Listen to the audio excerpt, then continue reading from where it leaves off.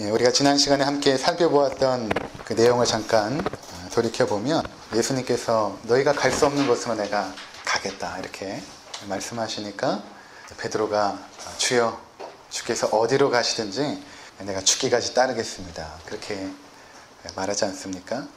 그때 주님께서 내가 다 굴기 전에 나를 3번 부인하리라 이렇게 이제 말씀하시고 내가 지금은 따라올지 못하지만 나중에는 따라오게 될 것이다. 그 나중이라는 것은 성령님께서 오시고 나서 베드로가 예수의 부활을 완전하게 신뢰한 이후에 예수님을 따라가는 그 십자가의 길을 걷게 된다는 것을 의미했던 것입니다.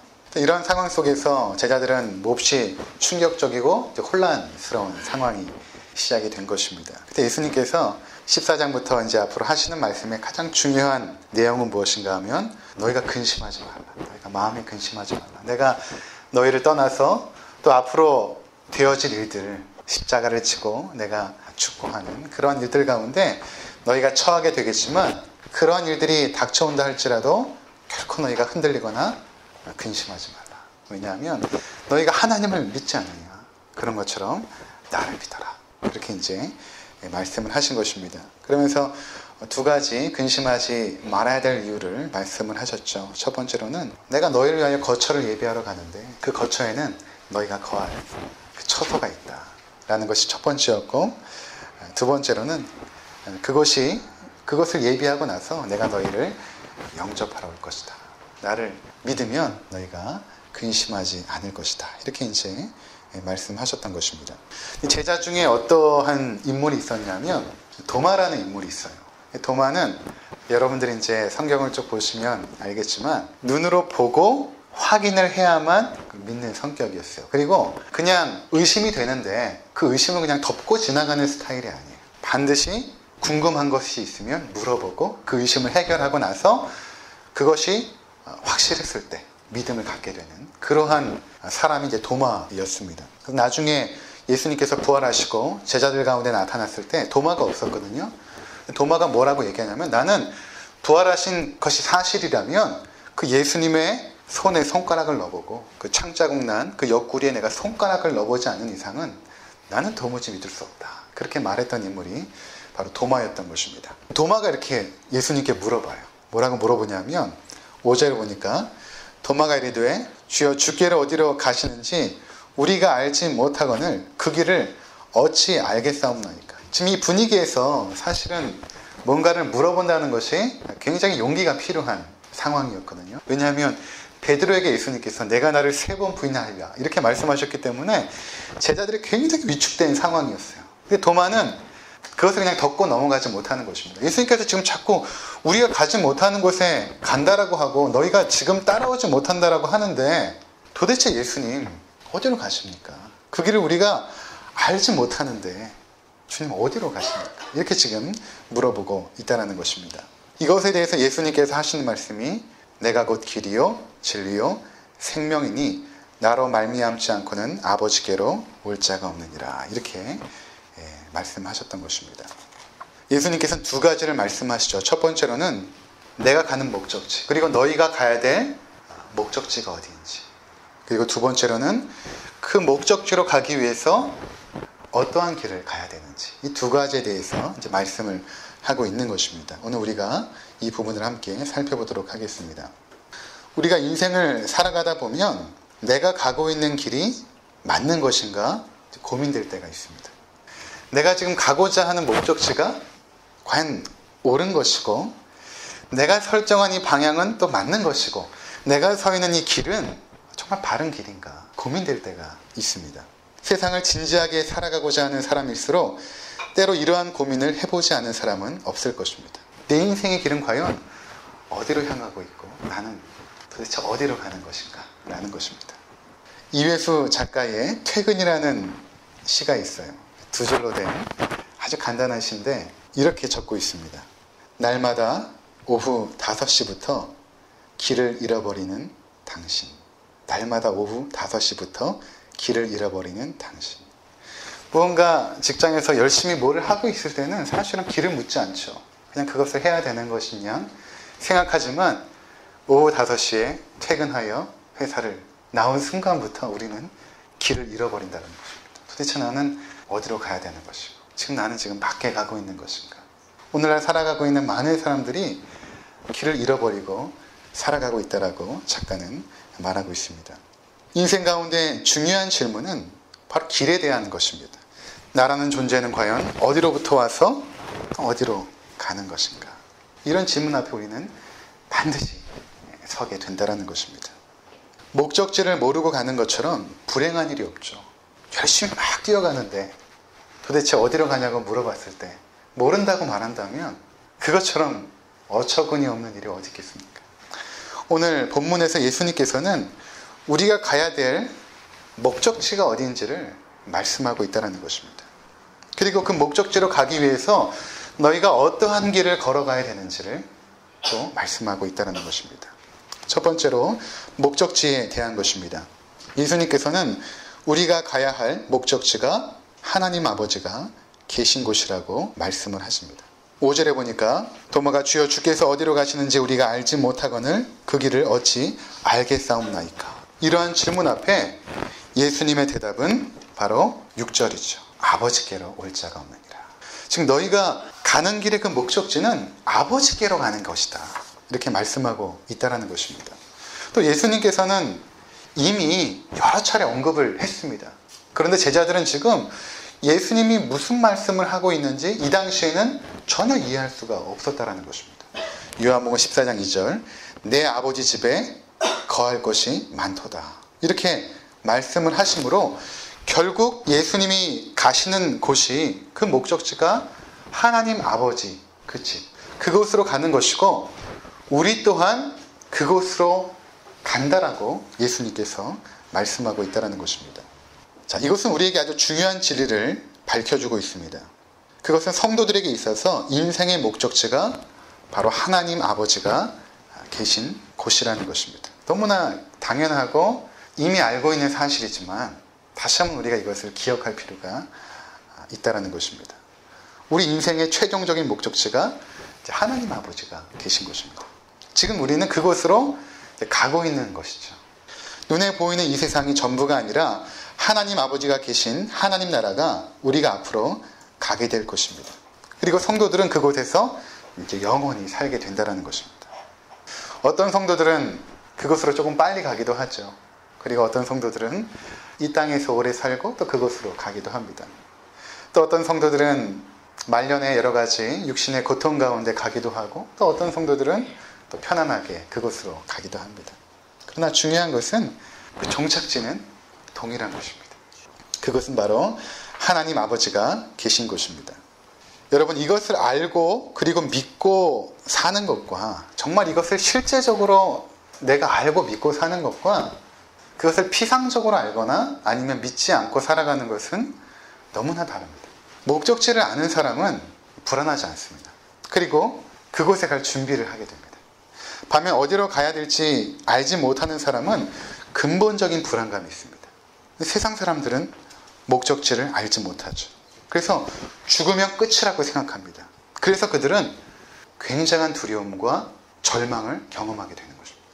2000년인가 정확히 기억이 안 되는데 전도사 사역을 처음 시작을 할 때였어요. 인천에 있는 모 교회에서 이제 전도사 생활을 시작을 하는데 이제 12월 달에 이제 부임을 했는데 부임하자마자 이제 장례식이 있었어요. 그래서 이제 거기 참석을 하게 되었습니다.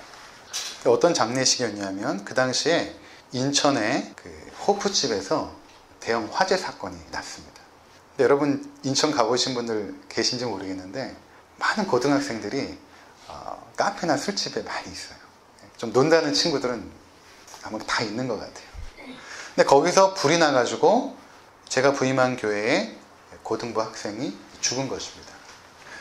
근데 그때 이제 죽은 학생들의 시신을 바로 장례를 하지 않고 이제 여러 가지 협상 문제로 약 한 2개월에서 3개월 정도 냉동실에 시신이 보관된 채로 협상이 진행되다가 12월쯤에 장례식을 이제 치르게 된 것입니다. 그래서 참석을 했는데 그 화장터에 여러분 혹시 가보신 분이 계신지 모르겠어요. 화장터에 가보면 이제 운구가 이제 들어오면 그 운구가 불가마로 들어가게 되는데 그 화구 앞에 이제 가족들이 그것을 지켜볼 수 있도록 방들이 이렇게 있습니다. 그 방이 있으면 그 화구로 옹구가 들어가면서 문이 탁 닫히게 되고 아주 거센 불길에 시신이 휩싸이게 되는데, 한 구 한 구 화구로 들어갈 때에 사람들이 울부짖으며 우는 소리가 이제 들리기 시작하는 거예요. 그 전까지는 그런 곳에 가보지 않았거든요. 그때 사역을 시작하니까 그때부터 자주 가게 되었는데, 그때 처음으로 아주 끔찍한 울음소리를 듣게 되었어요. 한 구 한 구 들어갈 때마다 그 사랑하는 가족들과 친구들이 절규하면서 외치는 그 울음소리.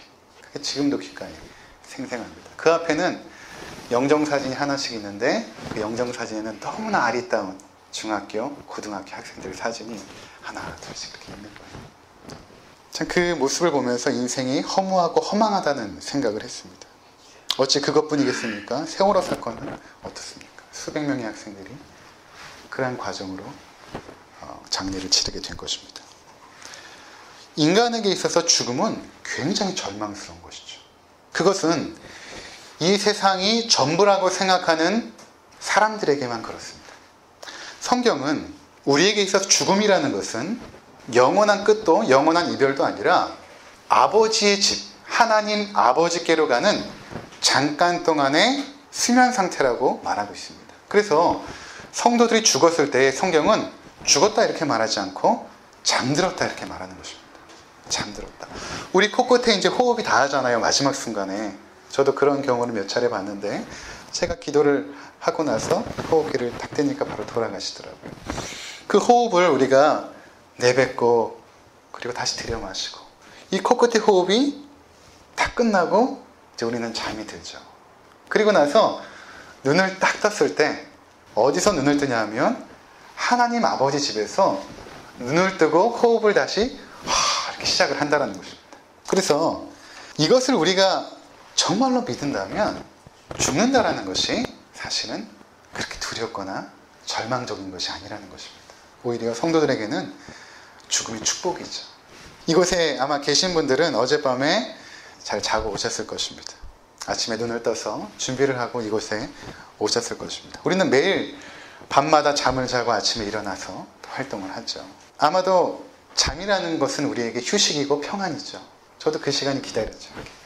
편하게 누워서 잘 수 있는 그 시간. 잠은 두렵지 않습니다. 기다려지는 시간입니다. 죽음이 잠자는 것이라면 어쩌면 우리는 매일마다 죽는 연습을 하고 있는 거예요. 언제 내가 죽는구나. 그리고 내일 아침에 내가 사는구나. 이 연습을 하는 거예요. 하나님께서 성도들에게 죽음을 두려워하지 말라고 그렇게 말씀하신 것 같아요. 너희가 죽음이 두렵느냐? 아니다. 자는 것이다. 너희가 매일 아침에 눈을 떠서 일어나지 않느냐? 밤에 또 잠들고. 날마다 하는 것처럼 마지막 순간에도 우리는 그렇게 하는 것입니다. 그렇게 늘 연습했던 것처럼, 평생을 연습했던 것처럼 마지막 순간에도 내가 이제 잠드는구나. 근데 이번에 눈을 떴을 때는 하나님 아버지 집에서 내가 눈을 뜨게 되는구나. 이 사실을 우리는 깨닫게 된다는 것입니다. 고린도후서 5장 1절과 2절 우리 한번 찾아보도록 하겠습니다. 만일 땅에 있는 우리의 장막집이 무너지면 하나님께서 지으신 집 곧 손으로 지은 것이 아니요 하늘에 있는 영원한 집이 우리에게 있는 줄 아느니라. 참으로 우리가 여기 있어 탄식하며 하늘로부터 오는 우리 처소로 덧입기를 간절히 사모하노라. 여기 보면 땅에 있는 우리의 장막집이 무너지면 이렇게 말하죠. 그러니까 하나님께서 말씀하시는 것은 이 땅에서 우리가 살아가는 그 인생의 삶은 장막집에 살아가는 것 같다. 우리가 이 육신을 가지고 살아가는 인생은 장막집에 사는 것과 같다. 그리고 이제 이 육신의 생명이 다하고 마지막에 우리의 목적지로 가는 그 나라에서의 삶은 뭐라고 말하냐면 영원한 집이다 이렇게 말하고 있는 것입니다. 영어 성경에 보니까 이 땅의 장막의 집을 텐트라고 말하고 있어요. 그리고 영원한 집은 Eternal House, 하우스라고 말하고 있어요. 혹시 여러분 캠핑 해보신 적 있습니까? 저는 캠핑을 굉장히 좋아하는데 텐트를 치고 2박 3일, 3박 4일 이렇게 있다 옵니다. 캠핑하는 사람들 쭉 보면 캠핑을 예쁘게 이렇게 요새는 하기도 하지만 그 안에다가 소파를 갖다 놓거나 침대를 갖다 놓거나 그렇게 하지 않죠. 왜 그렇습니까? 잠깐 있다가 집으로 가야 되니까 그런 것입니다. 천상병 시인이 귀천이라는 시에서 이렇게 말합니다. 나 하늘로 돌아가리라. 새벽빛 와 닿으면 쓰러지는 이슬 더불어 손에 손을 잡고 나 하늘로 돌아가리라. 노을빛 함께 단둘이서 기슭에서 놀다가 구름 손짓하면은 나 하늘로 돌아가리라. 아름다운 이 세상 소풍 끝내는 날 가서 아름다웠다라고 말하리라. 천상병 시인이 하나님을 믿는 사람이었거든요. 그러니까 이렇게 말해요. 나 하늘로 돌아가리라. 죽음이라는 것을 생각하면 굉장히 절망적이고 고통스럽겠지만 하나님 나라를 믿는 이 시인의 마음 가운데는 그 나라를 소망하면서 돌아가기를 너무나 아름답게 표현하고 있지 않습니까? 어떤 시인이 이렇게 죽음을 아름답게 표현했는지 모르겠어요. 그러면서 뭐라고 말합니까? 아름다운 이 세상 소풍 끝내는 날 가서 아름다웠다라고 말하리라. 이 세상은 소풍처럼 우리 가운데 주어져 있다는 것입니다. 그러니까 뭔가를 막 쌓아놓고 뭔가를 막 이루어야 되는 것이 아니에요. 하나님께서 맡겨주신 그 일들을 우리가 잘 감당하고 또 소풍처럼 살다가 우리를 불렀을 때 그 나라로 이제 가게 된다는 것입니다. 어릴 적에 동네에서 막 친구들하고 놀다 보면 요새는 그런 풍경이 없지만 옛날에는 흔했어요. 근데 저녁에 밥 먹을 시간이 되면 엄마들이 한 명 한 명 나와서 또 때로 할머니가 나와서 애들 이름을 이제 하나씩 불러요. 뭐 철수야, 영이야, 밥 먹으러 와라. 이제 한 명씩 부릅니다. 그럼 놀던 친구들이 한 명씩 집으로 가죠. 근데 우리 인생이 그렇다라는 것입니다. 이제 우리 인생의 노을이 지고 끝나는 그날 하나님께서 우리 이름을 부르시는 거예요. 지영아 이렇게 부르시는 것입니다. 그럼 우리가 그 집으로 가게 된다는 것입니다. 평생을 텐트에서 산다면 그처럼 불행한 것이 없을 것입니다. 그러나 잠깐 동안 사는 거예요. 이 땅에서. 이것을 우리가 결코 잊어서는 안 된다는 것입니다. 여행을 좋아해서 저도 여러 가지 이제 여행을 해본 것 같아요. 호텔에서도 있어보고 펜션에도 있어보고 민박도 해보고 또 캠핑도 해보고. 근데 제일 재밌었던 것은 캠핑이었어요.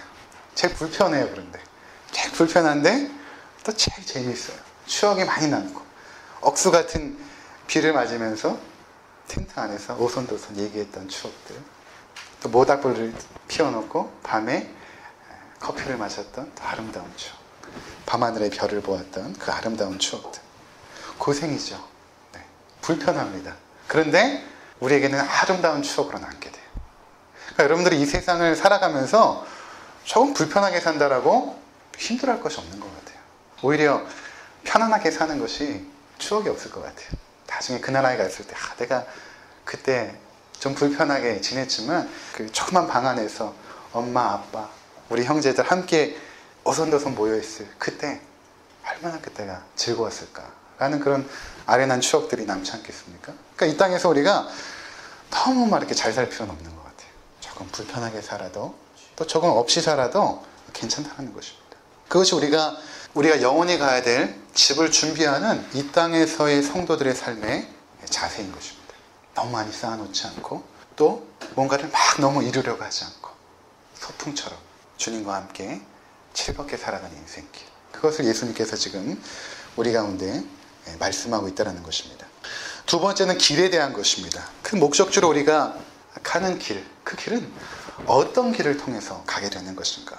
우리가 잘 아는 것처럼 그 아버지께로 갈 수 있는 길은 오직 예수 그리스도 밖에는 없다라는 것입니다. 예수님께서 내가 곧 길이요 진리요 생명이라고 말씀하시죠. 여기서 그 원문의 뜻을 잘 보면 여러 가지 길 중에 한 길이 아니라 하나밖에 없는 길, 오직 한 길. 내가 그 하나밖에 없는 길이고 하나밖에 없는 진리이고 하나밖에 없는 생명이라고 말하고 있다는 것입니다. 하나님께로 갈 수 있는 유일한 길은 예수 그리스도밖에 없다는 것입니다.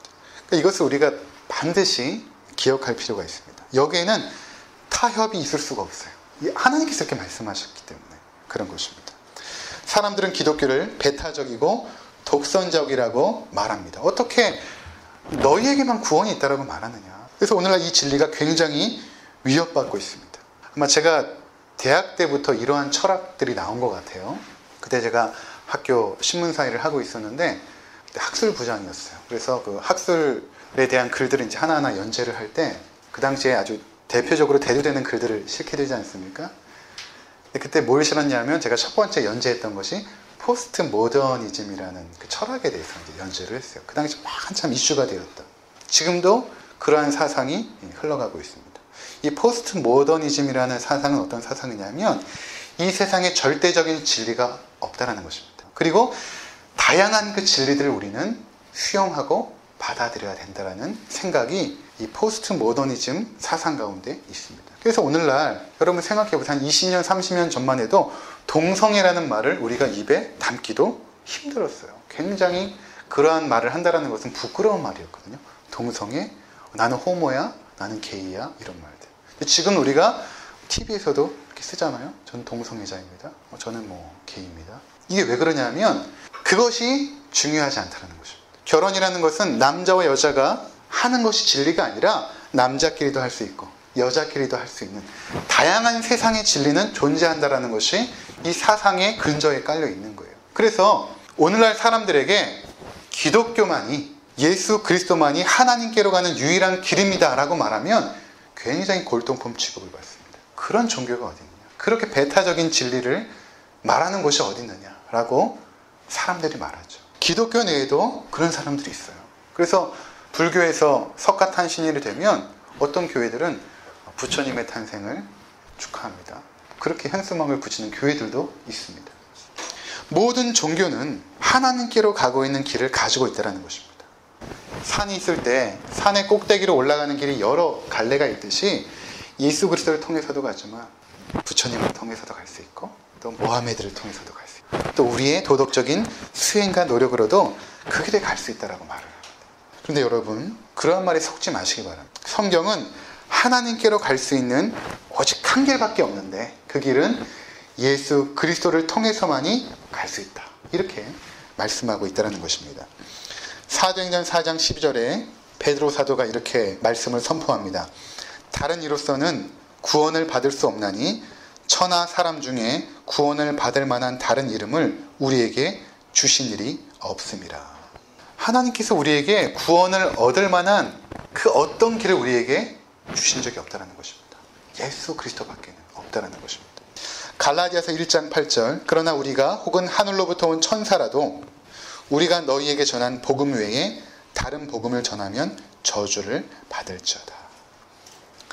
요한복음 3장에 보면 예수님께서 니고데모라는 사람과 대화를 하시거든요. 긴 대화를 이어가십니다. 당대의 최고의 석학이자 또 사내들인 공회의 회원이었던 굉장히 큰 부를 소유하고 권력도 있고 또 석학이었던 이 니고데모와 이렇게 대화를 하는데 그 주된 내용이 무엇인가 하면 하나님 나라에 대한 이야기예요. 그러니까 니고데모는 예수님께 다 와가지고 당신이 하나님께로부터 오지 않았으면 이러한 일을 할 수 없습니다. 이렇게 딱 약간 거들먹을 떨면서 예수님께 대화를 시작을 하죠. 예수님께서 내가 거듭나지 않으면 하나님 나라를 볼 수 없다 이렇게 말씀하십니다. 무슨 말인가 하면 내가 거듭나지도 않은 존재이면서 무슨 하나님 나라 일을 말하려고 나에게 왔느냐 이렇게 말씀하세요. 그러니까 니고데모가 거듭나는 게 무엇입니까? 여자의 뱃속에 들어갔다 다시 나와야 됩니까? 이렇게 물어보죠. 예수님께서 네가 물과 성령으로 나지 않으면 안 된다. 이런 이야기들을 쭉 하세요. 니고데모는 이해하지 못하죠. 거듭나지 않았기 때문에. 근데 그런 이야기를 하시다가 예수님께서 아주 강력한 복음을 선포하시는데 우리가 함께 보도록 하겠습니다. 요한복음 3장 16절 말씀. 하나님이 세상을 이처럼만 사랑하사 독생자를 주셨으니 이는 그를 믿는 자마다 멸망하지 않고 영생을 얻게 하려 하심이라. 우리가 이 말씀에 너무 집중한 나머지 이 전에 있는 말씀을 잘 보지 못하거든요. 이 전에 어떤 말씀이 주어지고 있는지 그 맥락에서 이 말씀이 선포되고 있는데 그 부분이 또 중요해요. 그래서 제가 한번 읽어드리도록 하겠습니다. 13절부터 제가 읽겠습니다. 하늘에서 내려온 자 곧 인자 외에는 하늘에 올라간 자가 없느니라. 모세가 광야에서 뱀을 든 것 같이 인자도 들려야 하리니 이는 그를 믿는 자마다 영생을 얻게 하려 하심이라. 그러면서 하나님이 세상을 이처럼 사랑하사 이런 말씀이 지금 등장하고 있는 것입니다. 그러니까 지금 예수님께서 니고데모에게 어떤 말을 하고 있냐면 민수기에 보면 출애굽한 이스라엘 백성들이 광야에서 하나님께 원망한 사건이 있습니다. 길이 험하고 물도 없고 고생스러우니까 하나님을 막 원망하기 시작해요. 그때 하나님께서 그들에게 불뱀을 보내셔서 물려 죽게 하십니다. 그래서 이스라엘 백성들이 불뱀에 물려서 죽어가고 있어요. 그때 모세가 하나님 앞에 간절히 기도하죠. 하나님, 이 백성을 구원해 주십시오. 그때 하나님께서 그들이 살 수 있는 길을 마련해 주시는데, 그것이 무엇인가 하면 바로 노스로 뱀을 만들어서 그것을 장대에 달아서 높게 드는 것입니다. 그리고 뱀에 물려 죽어가는 그들이 그 노뱀을 쳐다볼 때에 살게 하신 것입니다. 이 이야기를 지금 니고데모에게 이제 하는 것입니다. 구약의 정통한 학자니까 금방 알아들었을 것입니다. 모세가 광야에서 뱀을 든 것 같이 인자, 곧 예수 그리스도가 들려야 된다라고 말하고 있죠. 이것을 잘 보시기 바랍니다. 지금 죄악 가운데서 죽어가고 있는 사람들이 있습니다. 그들이 하나님을 향하여 원망하여서 하나님의 진노 가운데 놓여 있죠.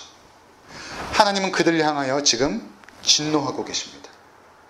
그런데 하나님께서 죽어가는 이스라엘 백성들이 살아갈 길을 하나 제시하시죠. 그것은 무엇인가 하면 노뱀을 쳐다보는 것입니다. 그 길 외에는 살 수 있는 길이 없다는 것입니다. 예수님께서 이것을 말씀하시면서 인자가 들려야 된다는 것은 무슨 의미냐면, 곧 하나님의 아들 예수 그리스도께서 십자가에 들리시고 너희가 그 십자가에 달린 예수 그리스도를 보고 믿을 때에 구원을 얻게 된다는 것입니다. 즉 십자가는 하나님께서 우리에게 제시하신 유일한 구원의 길이라는 것입니다. 그러니까 베드로가 그렇게 말한 거예요. 천하 인간에게 다른 구원의 길을 말씀하신 것이 없다는 것입니다. 만약에 다른 길을 말씀하셨다면 너희가 정말 불교인들이 말하는 것처럼 열심히 수행하고 해탈의 경지에 이르면 구원을 얻을 수 있다, 이렇게 말했다면 우리가 그 길을 가야 되죠. 근데 하나님께서 말씀하신 유일한 구원의 길은 예수 그리스도, 그 길밖에 없다라고 말씀하고 있다는 것입니다. 우리에게 예수님은 두 가지 말씀을 오늘 하셨습니다. 첫 번째로는 목적지에 대한 말씀입니다. 너희가 그 아버지께로 가고 있다. 이 목적지는 성도에게만 해당하는 거예요. 만약에 예수 그리스도를 믿지 않게 되면, 하나님께서 제시하신 그 길을 믿지 않게 되면 우리는 고통받는 지옥으로 가게 되는 것입니다. 두 가지 길밖에 없습니다. 하나님께서 제시하신 유일한 길인 예수 그리스도를 믿고 우리 아버지 집으로 갈 것인지, 아니면 믿지 않고 저 영원한 고통의 길, 지옥으로 갈 것인지 주님께서 말씀하고 있다는 것입니다. 여러분 지금 어느 길에 서 계십니까? 혹시 아직까지 이 길에 들어서지 못한 분이 계시다면 예수 그리스도를 영접하시기 바랍니다. 기도하세요. 내가 하나님을 아직 잘 모르고 예수님을 잘 모르지만 주님께서 나에게 찾아오시고 은혜를 베푸사 주님을 알려주시고 그 길에 서게 하옵소서. 기도하시기 바랍니다. 그리고 이미 그 길에 들어서신 분이라면 마음에 안심하시고 우리가 가야 될 목적지로 꾸준히 지금처럼 살아가시면 되는 것입니다. 흔들리지 마시고 마음에 안심하시고 넉넉히 걸어가시면 되는 것입니다. 아무쪼록 이 말씀 속에서 위로받으시고 힘을 내시는 우리 모든 성도님들 되시기를 주의 이름으로 축원합니다.